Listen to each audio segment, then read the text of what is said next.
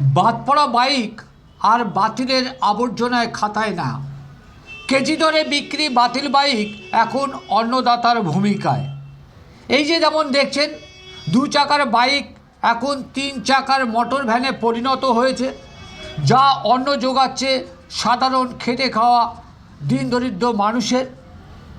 বাতিল বাইকের সামনে চাকার অংশ ব্যবহার করতে দেখা গেছে হাতে তৈরি 3 চাকার মোটর ভ্যানে। আবার এই যেমন দেখুন, বাতিল বাইকের পিছনের চাকার অংশ বাদ দিয়ে বাকি ইঞ্জিন সহ ব্যবহার করে তৈরি 3 চাকার ভ্যান পেট্রোল ভরে গিয়ার 1, 2, 3 দিয়ে দিব্যি মোটর বাইকে ভটভট শব্দ করে ছুটে চলেছে পণ্য সামগ্রী নিয়ে। প্রশ্ন উঠছে, এই বাতিল বাইক কি মোটর ভেহিকেলসের আইন জারি থাকবে? দুর্ঘটনা ঘটলে কি মিলবে দুর্ঘটনাজনিত আর্থিক ক্ষতিপূরণ? কিভাবে তৈরি হচ্ছে এই ধরনের 3 চাকার মোটর ভ্যান? কোথা থেকে আসে এর সামগ্রী? তা সবটাই শুনুন। পাশাপাশি দেখুন, মোটর বাইকের বাদ্য অংশ দিয়ে তৈরি হয়েছে 3 চাকার গাড়ি। শুনুন কি জানাচ্ছে এলাকার মানুষ। এই যে গাড়ি, এটা পেলেন কোথায়? এই পুরনো মোটর সাইকেল পেলেন কোথায়? এটা আমরা দিই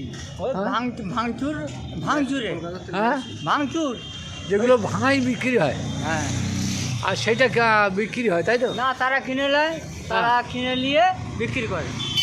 আর এবার আপনাকে কত টাকা পড়লো? সাইকেলের দোকানে বিক্রি করে। মল্লিক বাজারে। মল্লিক বাজার হ্যাঁ, পুরনো হিসেবে কিনে। হ্যাঁ, পুরনো কিনে আনি। এবারে ওখানে কাটাই হয়ে ওখান থেকে আমাদের যার যেটা প্রয়োজন সেটা ওখান থেকে কিনে আনা হয়। এখানে এনে আমাদেরকে মানে আর কি গাড়ি ফাড়ি বানানো হয়। এই পুরনো মাল দিয়ে সেট করে একটা মানে আমাদের করে রাখা হয়, রেখে এবার বিক্রি করা হয়। আর একটা জিনিস দেখা যাচ্ছে যে পুরো মোটর সাইকেলের বডিটা, পিছনের অংশটা বাদ দিয়ে ইঞ্জিন একেবারে সামনে লাগানো আছে। সেইগুলো তো লাইসেন্স প্রাপ্ত, বা সেইগুলো কী করে করে?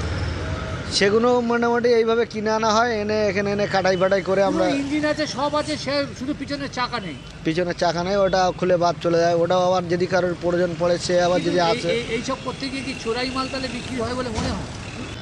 এখন ওটা তো আমরা তো জানি না। আমরা জানি যে কলকাতায় একটা মল্লিক বাজার বলে জায়গা আছে, সেই জায়গা থেকে আমরা ওখান থেকে উদ্ধার করি এইসব মাল।